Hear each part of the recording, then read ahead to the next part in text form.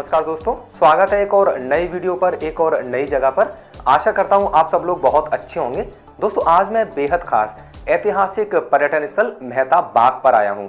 मेहताब बाग ताजमहल के पीछे यमुना नदी के दूसरे किनारे पर स्थित है। मेहताब बाग दो बातों के लिए प्रसिद्ध है। पहला, यहाँ से ताजमहल का बेहद खूबसूरत नज़ारा दिखता है, जैसा आप मेरे पीछे देख सकते हैं।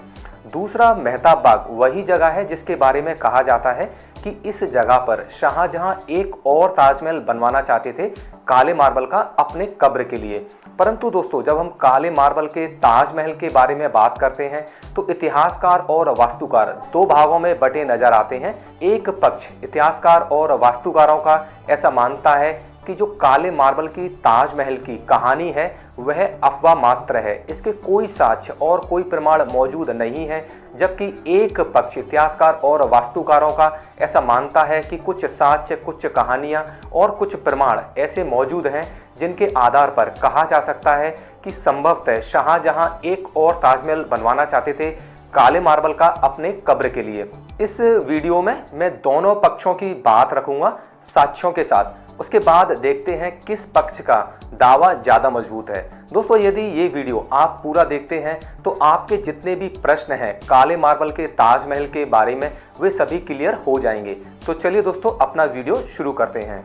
जैसा आपने इस वीडियो के टाइटल में पढ़ा होगा कि हम ताजमहल के गवर्नमेंट अप्रूव्ड गाइड से काले मार्बल के ताजमहल के रहस्यों के बारे में जानेंगे। दोस्तों, मैं ही गवर्नमेंट अप्रूव्ड गाइड हूं और मैं पिछले 15 सालों से आगरा में टूर गाइड का कार्य कर रहा हूं। मैं ही आपको काले मार्बल के ताजमहल के रहस्यों के बारे में बताऊंगा। वीडियो की शुरुआत इस जगह के इतिहास से करते हैं। इस जगह को कचपुरा के नाम से जाना जाता है। यह जगह पहले जयपुर के शासकों के अधीन थी, जो कछवा वंश के शासक थे, इसलिए उनके वंश के नाम पर इस जगह का नाम कचपुरा पड़ा। आज भी इस जगह पर अधिकांश आबादी कछवाहों की यानी कुशवाहों की है। कहा जाता है कि शुरुआत में इस जगह पर प्रथम मुगल शासक बाबर द्वारा एक बाग विकसित किया गया था, जिसे बाद में शाहजहां के शासनकाल में और विकसित किया गया और इस जगह का नाम पड़ा मेहताब बाग। सन 1978 में यमुना नदी में बहुत भयंकर बाढ़ आई थी, जिससे यह पूरा क्षेत्र नदी की बालू यानी रिवर सैंड से भर गया था। सन 1994 में इस पूरे क्षेत्र से रिवर सैंड को हटाया गया, जिसमें करीब 90,000 क्यूबिक मीटर बालू को हटाया गया था। फिर रिवर सैंड को हटाने के बाद इस एरिया में पेड़ पौधे लगाकर इसका सौंदर्यीकरण किया गया और टिकट लगाकर पर्यटकों के लिए खोल दिया गया था। आज जितने भी पर्यटक मेहताब बाग घूमने के लिए आते हैं वे यहाँ से ताजमहल के सुंदर नज़ारों को देखने के लिए ही आते हैं। अब बात करते हैं काले ताजमहल की। तो इसकी शुरुआत होती है जब ताजमहल का निर्माण कार्य पूरा हुआ और शाहजहां ने ताजमहल को देखा तो वे ताजमहल को देखते ही रह गए और इससे इतना प्रभावित हुए कि शाहजहां ने अपने कब्र के लिए भी एक और ताजमहल बनवाने का फैसला किया, जो काले मार्बल का हो। मेहताब बाग में यह संरचना बनी हुई है जिसे काले ताजमहल की बुनियाद अथवा फाउंडेशन माना जाता है। जैसा हम सभी जानते हैं कि ताजमहल के निर्माण में 22 सालों का समय लगा था। जब ताजमहल का निर्माण कार्य पूरा हुआ उस समय शाहजहां की उम्र 62 वर्ष यानी 62 ईयर्स थी। शाहजहां को आभास था कि वे 22 सालों तक जीवित नहीं रहेंगे, इसलिए उन्होंने संभवतः अपने कब्र के लिए एक छोटा ताजमहल बनाने का फैसला किया, जिसका निर्माण लगभग 10 से 12 साल में पूरा हो जाए। इसका अंदाज़ा आप इस स्ट्रक्चर को देखकर लगा सकते हो, जिसे काले ताजमहल की बुनियाद अथवा फाउंडेशन माना जाता है।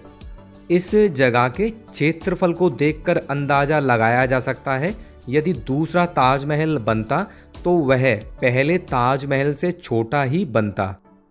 परंतु अभी काले ताजमहल के निर्माण में 4 वर्षों का समय बीता ही था कि शाहजहां के बेटों के बीच में सत्ता के लिए संघर्ष शुरू हो गया।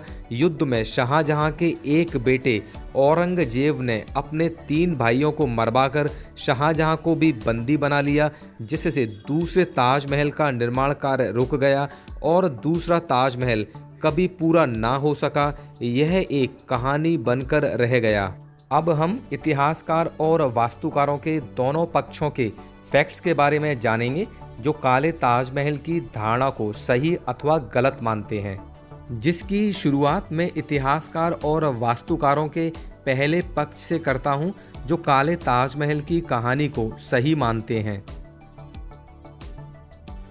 नंबर 1, यह स्ट्रक्चर जिसे काले ताजमहल का फाउंडेशन माना जाता है, यह ताजमहल के एकदम सीध में स्थित है और यह ताजमहल की ही तरह अष्टकोणीय है।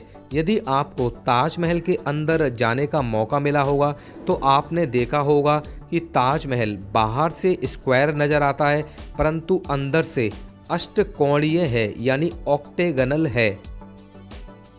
फैक्ट नंबर 2, जैसा आप में से बहुत सारे लोग जानते होंगे कि ताजमहल की बुनियाद में कुएं बनाए गए थे, ऐसे ही कुएं इस फाउंडेशन में भी बने हुए हैं। इस फाउंडेशन के बीच में जो सर्किल बने हुए हैं, जहां पर अब घास उग आई है, ये पहले कुएं ही हुआ करते थे, परंतु जब यमुना नदी में बाढ़ आई तो ये कुएं रिवर सैंड से भर गए थे।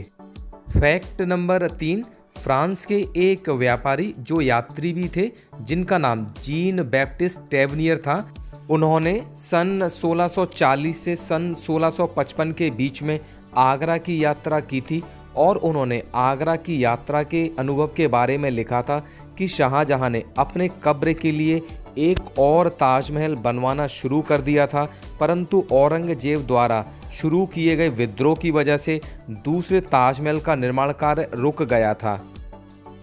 फैक्ट नंबर 4, ताजमहल की मस्जिद में एक पेंटिंग बनी हुई है जिसमें 2 ताजमहल बने हुए हैं, जो शाहजहां की कल्पना को दर्शाता है।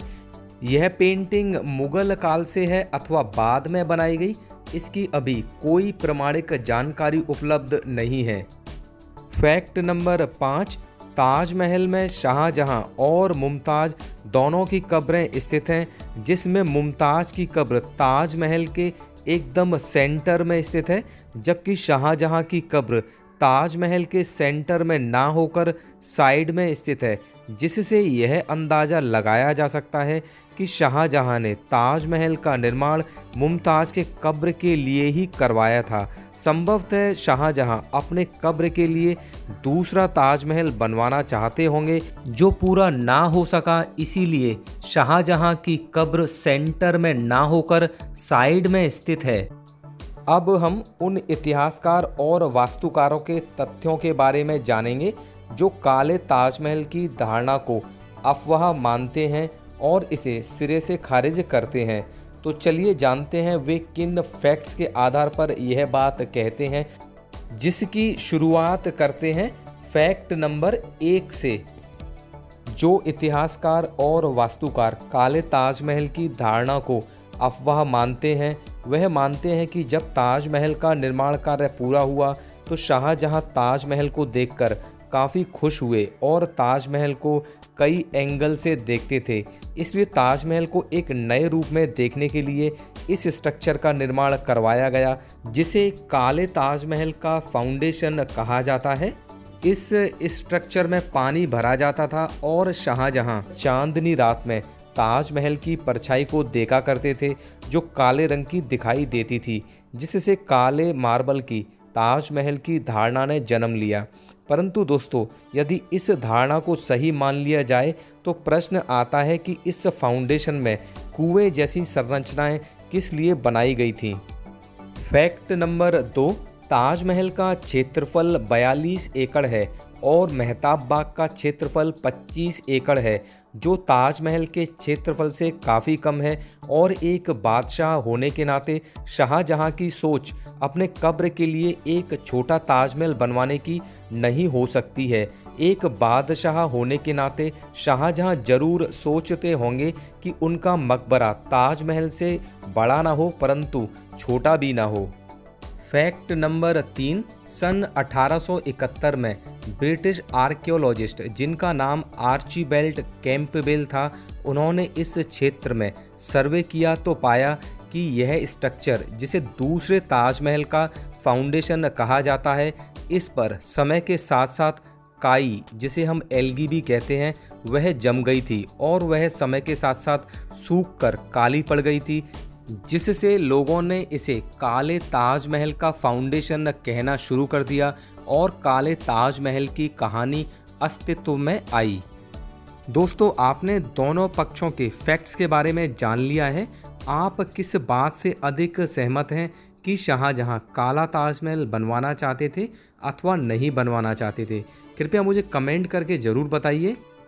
दोस्तों, आपके मन में प्रश्न आ रहा होगा कि मैं किस बात से अधिक सहमत हूँ कि शाहजहां काला ताजमहल बनवाना चाहते थे अथवा नहीं बनवाना चाहते थे।